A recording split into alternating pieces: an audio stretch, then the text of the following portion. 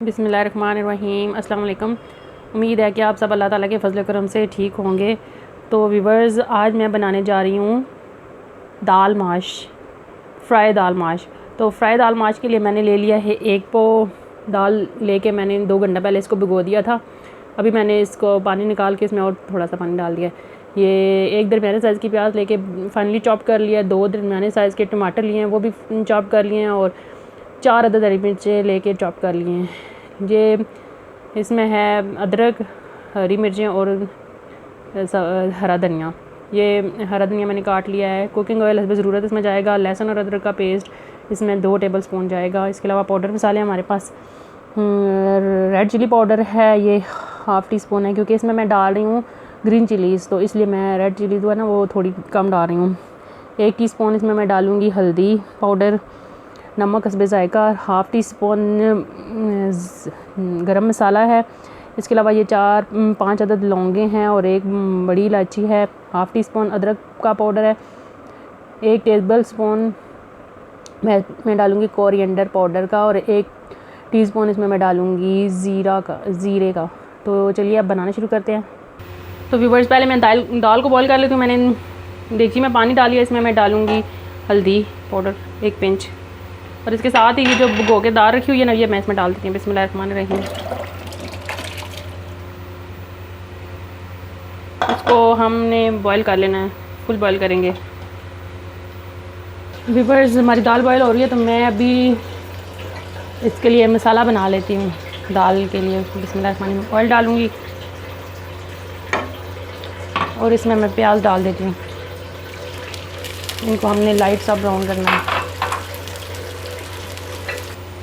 नाजरीन, प्याज हमारे जो गोल्डन फ्राई हो चुके हैं, तो अब मैं इसमें लहसुन अदरक जो चॉप किया हुआ रखा हुआ है ये डाल देती हूँ। इनको अच्छी तरह से मिक्स करेंगे, और ये 1 बड़ी इलायची और लौंगे इसमें डाल देंगे।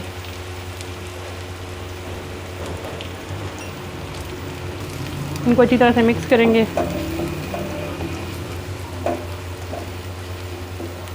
अभी मैं इसमें टमाटर और हरी मिर्च डाल के इनको अच्छी तरह से मिक्स करूँगी। फिर इसमें बाकी मसाले डाल के इसको भूनेंगे। अभी इसमें मैं ये पाउडर मसाले भी डाल देती हूँ सारे। बिस्मिल्लाहिर्रहमानिर्रहीम। इनको मिक्स करेंगे और एक अच्छा सा मसाला तैयार करेंगे। इनको पानी का छींटा लगाएंगे, मिक्स करेंगे और 5 से 7 मिनट इसको इसी तरह से भूनेंगे, ताकि हमारे टमाटर वगैरह अच्छी तरह से गल जाएँ।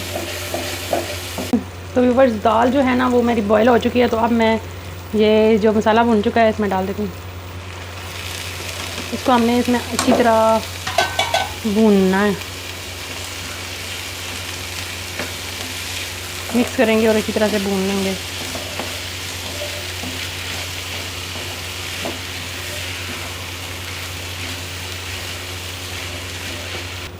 अभी मैं इसमें डालूँगी थोड़ा सा धनिया और अदरक बारीक कटी हुई। इसको मिक्स करेंगे। इसमें मैं 1 छींटा पानी का लगाऊंगी। बिस्मिल्लाहिर्रहमानिर्रहीम। तकरीबन 3 टेबल स्पून मैंने इसमें पानी डाल के इसको मिक्स किया है।